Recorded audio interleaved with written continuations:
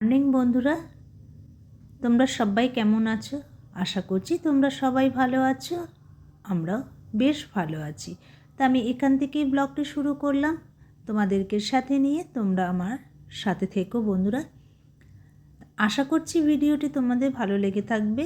ভালো লেগে থাকলে চ্যানেলটি সাবস্ক্রাইব করে পাশে থাকার অনুরোধ রইল। আর কোথাও যদি ভিডিওটির কোনো অংশ যদি তোমাদের ভালো লেগে থাকে একটি লাইক করে দিও। দেখো বন্ধুরা, আমি তো প্রত্যেক দিনের মধ্যে সকালে উঠে যাই, কেননা আমার বরকে 8টার আগেই ব্রেকফাস্টটা দিতে হয়, কেননা 8টায় একটা ওষুধ থাকে, তার জন্যই আমাকে উঠতে হয়। যতই শীত পড়ুক, শীত গ্রীষ্ম বর্ষা, যখনই আমার এইভাবেই উঠে টিফিনটা করে আমাকে রেডি করে দিতে হয়। দেখো বন্ধুরা, আমরা কিন্তু চা খেয়ে তার আমি দেরি হয়ে যাবে বলে রুটিটা বেলে রেখে দিয়েছিলাম। রুটিটা করে দিয়ে দিয়েছি। খেতে খেতেই ঘড়ির কাঁটায় দেখছি 8টা বেজে গেছে। আর 8টা বেজে যাওয়া মানে বরকে ওষুধ দিয়ে দেওয়া। তা ওষুধটাও দিয়ে দিলাম, সে খেয়ে নিল। তা বর এখন নিজের ওষুধটা নিজে নিয়ে খেতে পারে। একটা সময় না বর নিজে কী ওষুধ খেত না খেত নিজে কিচ্ছু জানতো না, আমি আর মেয়ে পুরোটাই দেখতাম। কিন্তু ওষুধটা আনা, শেষ হয়ে যাওয়া সবটাই আমাকে দেখে রাখতে হয় যে কোন ওষুধ শেষ হয়ে গেল।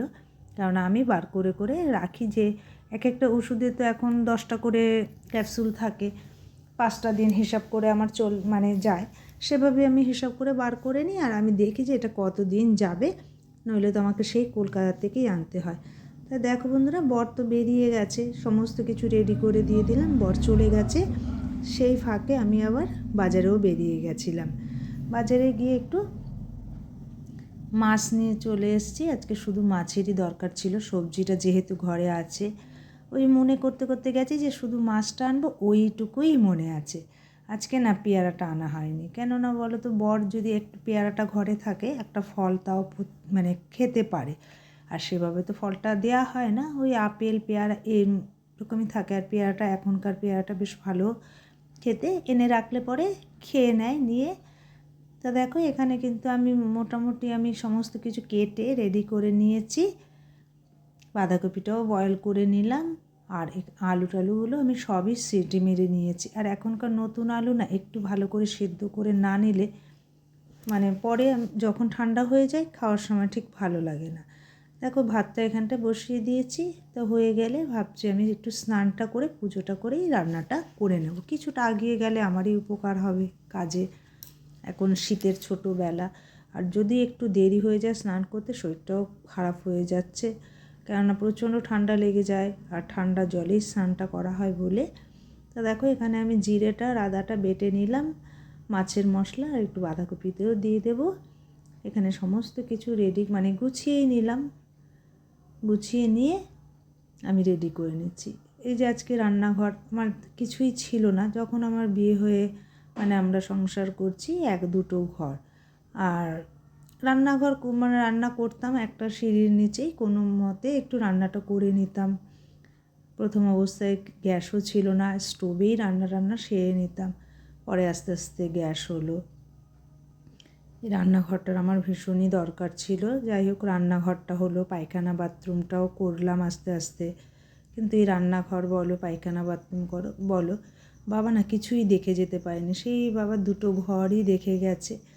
মাঝে মাঝে আগে খুব মনে পড়তো যে বাবা এই ঘরটা দেখে যেতে পারেনি, দেখে গেলে হয়তো খুব ভালো হতো, কেননা বাবা আসলে মুখটা ধুতে হলেও সে বাইরে কলে যেতে হতো, খারাপও লাগতো।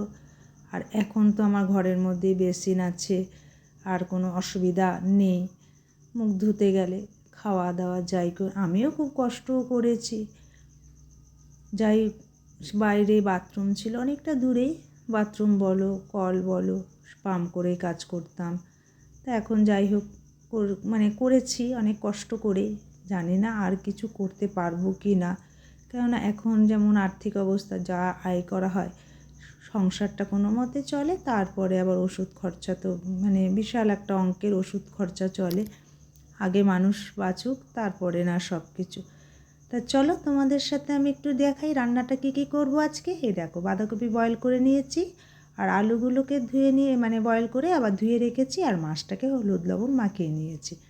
তা আমি পুজোটা সেরে এসে রান্নাটা চাপিয়ে দিলাম, এখানে মাছটা ভাজা করে নিচ্ছি। মাছটা ভাজা করে নিয়ে মাছের মুড়োটাও আছে, ভাবছি আজকে এই মাছের মুড়োটা দিয়ে একটু বাঁধাকপি করে নেব। ভালো লাগে কিন্তু মাছের মুড়ো দিয়ে একটু বাঁধাকপিটা করলে খেতে। আর মটরশুঁটি তো আছেই। তার এখানে দেখো খুব বেশি কিন্তু আমি তেল ইউজ করি না রান্নায়, যেহেতু বরের শরীরটা খারাপের জন্য খুব সামান্য তেলের মধ্যে একটু পেঁয়াজ দিয়ে দিলাম, যেহেতু মাছের মুড়োটা দেবো বলে একটু পেঁয়াজ কুচি দিয়ে জিরে সম্বার দিয়ে। দেখো আলু আমি আলাদা করে ভাজি না, ওই তেলের জন্যই, যেহেতু শরীরের পক্ষে মানে ক্ষতিকর হবে বরের, তার জন্য ওই অল্প তেলের ওপরেই নাড়াচাড়া করে নেব। এখন তো আর ঘি গরম মশলা কিছুই ব্যবহার করি না, যার জন্যে আমি পেঁয়াজটা কিন্তু দিলাম, যে মাছের মুড়োর একটা আস্টা গন্ধ আসবে বলে। কিন্তু জানো তো এইভাবে করি, অভ্যেসও হয়ে গেছে, খেতে কিন্তু খারাপও লাগে না। আমাদের একদম অভ্যেস হয়ে গেছে। নামানোর আগে একটু সুগার ডাস্ট দিয়ে দিয়েছিলাম। দেখো মাছটাও এবার বসিয়ে দেব। তো ওই রকমভাবেই দেখতেই পাচ্ছ, খুবই সামান্য তেল। অনেকে ভাববে হয়তো এইসব রান্নাও আবার শেয়ার করে, কিন্তু কী করবো বলো, আমার মানে আমরা এটাই খাই, তাই তোমাদের সাথে একটু শেয়ার করি। দেখো কতগুলো কাঁচা লঙ্কা চিড়ে দানাগুলো সব ফেলে দিই, জানো না। এই একটাই কারণ, বরের জন্য, যে আমরা এখন যেটাই করি না কেন আমার বরের জন্য যেটা ভালো হয় সেভাবেই আমরা চলতে চেষ্টা করি। ওই সামান্য মশলা দিয়ে ঝোলটাও করে নেব, মাছের ঝোলটা। তা আজকে বাঁধাকপি আর মাছের ঝোল দিয়ে আমাদের খাওয়া হয়ে যাবে। তা দেখেছো তো এখনকার লঙ্কার দানাগুলো না এতটাই শক্ত হয়, তার জন্য আমি সমস্তটাই ফেলে দিই। তা দেখো ওখানে কিন্তু মাছের ঝোল হচ্ছে, আমি আর এই ফাঁকে একটু বাঁধাকপি দিয়ে সকালের খাবারটা খেয়ে নেব। কেননা আমি আবার একটু দোকানে বেরোবো, খেয়ে তার ফাঁকে বর আসবে, একটু স্নানটা সেরেও নেবে, স্নানটা করে আবার দোকানে যাবে, তারপর আমরা আবার একসাথে আসব। একসাথে এসে তারপরে খাওয়া দাওয়া করে রেস্ট নেব। এটাই আমার প্রত্যেক দিনের কাজ, এভাবেই চলছে। যেহেতু এখন মেয়েও থাকে না ঘরে, বাড়িতে আর কি, মেয়ে তো হস্টেলে চলে গেছে। তা দেখো বন্ধুরা, আমার কিন্তু মোটামুটি কাজ মানে সংসারের কাজটা আমি কমপ্লিট করেই নিয়েছি। এবার মাছের ঝোলটা নামিয়ে নিয়ে আমি বেরিয়ে যাব দোকানের দিকে। দেখো মাছের ঝোলটাও আমার হয়ে গেছে। সবই মানুষ, আমরা কি জানো না, অভ্যেসের দাস। আগে তো আর এরকমভাবে খেতাম না, তাই এখন এরকমভাবে অভ্যেস হয়ে গেছে। দেখো আজকে এই 2 পদ রান্না করেছি আর 1 পিস মাছ ভাজা রেখেছি বরের জন্য।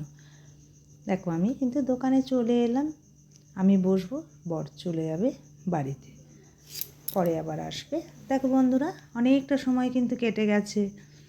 তা আমরা চলে এসেছি দোকান থেকে বাড়িতে দুপুরের জন্য খাওয়া দাওয়া করবো বলে ভাত বেড়ে নিয়েছি।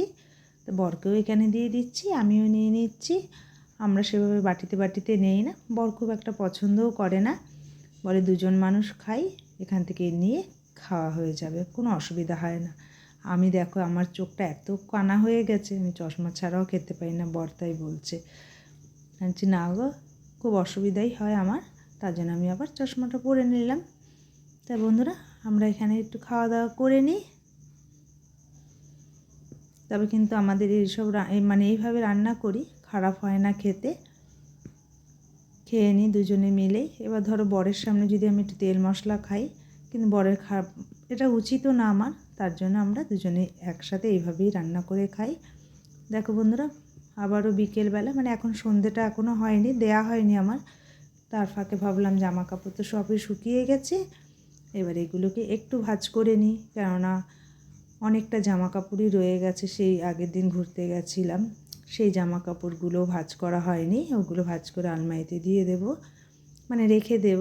আর মেয়ের কিছু জামা দিয়ে গেছিলো কাচবার জন্য, সেগুলোও কেচে একবারে পরিষ্কার করে নিলাম। আবার মেয়ে আসবে যখন, তখন আবার মেয়ের কাছে দিয়ে দেবো, মেয়ে নিয়ে চলে যাবে। তা এইসব কাজ যতটা করি তোমাদের সাথে শেয়ার করি, সবটা তো আর শেয়ার করা যায় না, ক্যামেরার পেছনেও তো আমাদের অনেক কাজ থাকে বলো, তাই যতটা সম্ভব হয় তোমাদের সাথে ততটাই শেয়ার করি। যেমন মাঝে মাঝে এটাও ভাবি যে ভগবান আমাকে যেটা দিয়েছে, মানে যা দিয়েছে, এতে আমি সত্যি অনেক খুশি, এটাই বা কজন পায়, তাই আর মাঝে মাঝে আফসোসও করি না। তা দেখো বন্ধুরা, জামা কাপড় ভাঁজ করা হয়ে গেছে, এবার আমি আলমারিতে রেখে দেব যেখানেটা সেখানে। তা বন্ধুরা, বিদায় নিলাম আমি এখানে, আজ এই পর্যন্তই, টাটা।